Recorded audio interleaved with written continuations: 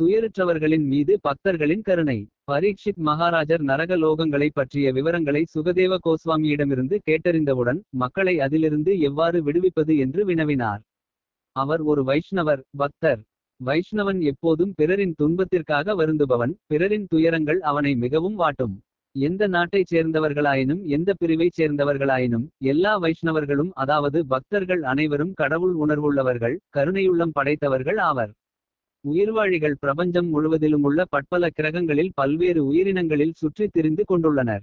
அவ்வாறு திரிந்து கொண்டிருக்கும் எண்ணற்ற உயிர்வாழிகளில் யாராவது ஒருவர்தான் அதிர்ஷ்டசாலியாக இருக்கிறார். அதிர்ஷ்டசாலியாக இருப்பவர் மட்டுமே கிருஷ்ண உணர்வில் ஈடுபடுவார்.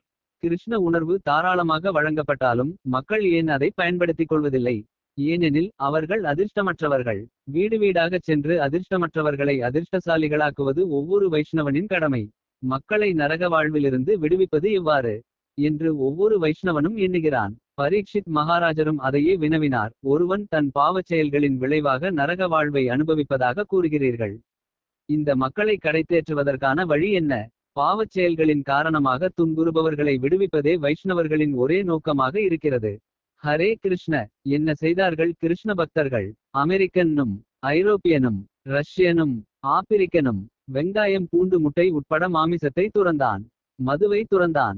சூதை துறந்தான். அறநெறிகளுக்கு எதிரான சிற்றின்பத்தை துறந்தான். படித்த கல்வியை துறந்தான். கை நிறைய சம்பளத்தை துறந்தான். சுகபோக வாழ்க்கையை துறந்தான். குடும்பத்தை துறந்தான்.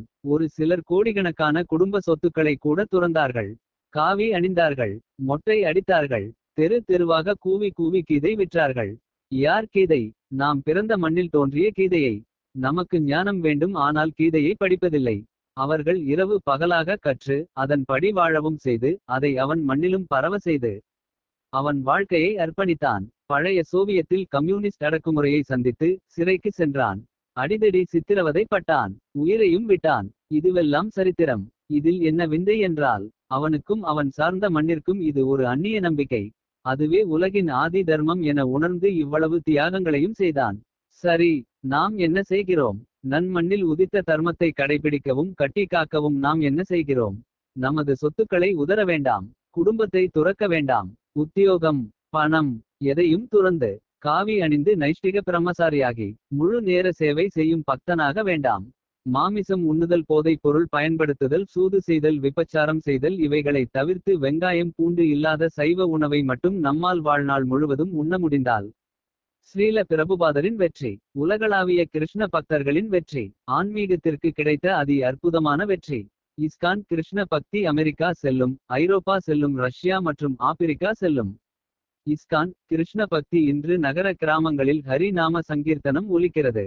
விண்ணை முட்டும் அளவுக்கு ஹரி நாம சங்கீர்த்தனம். இப்போதே எடுத்துக் கொள்ளுங்கள். நீங்கள் அதிர்ஷ்டசாலிகள் ஆகிவிடுவீர்கள். இதன் அருமை தெரிந்த நபர் யாராவது ஒருவர் உங்களுக்கு தெரிந்தவராக இருப்பார். இஸ்கான் கிருஷ்ண பக்தர்கள், அவரிடம் கூச்சப்படாமல் கேளுங்கள். ஆனந்தத்தின் எல்லையை உணரலாம். வயது வித்தியாசம் இல்லாமல் கேளுங்கள். யார் வேண்டுமானாலும் எடுத்துக் கொடுக்க ஆவலாக உள்ளார்கள். அப்படி அதை செய்ய இயலவில்லை என்றால் மனித வாழ்வு வீண். ஹரே கிருஷ்ண கிருஷ்ண கிருஷ்ண ஹரே ஹரே. ஹரே ராம ராம ராம ஹரே ஹரே.